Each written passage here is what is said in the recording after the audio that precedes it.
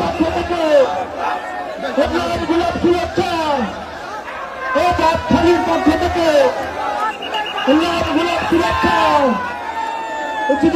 পক্ষ থেকে বাপখালীর পক্ষ থেকে ফুলের রাজ্যের পক্ষ থেকে ফুলের রাজ্যের পক্ষ থেকে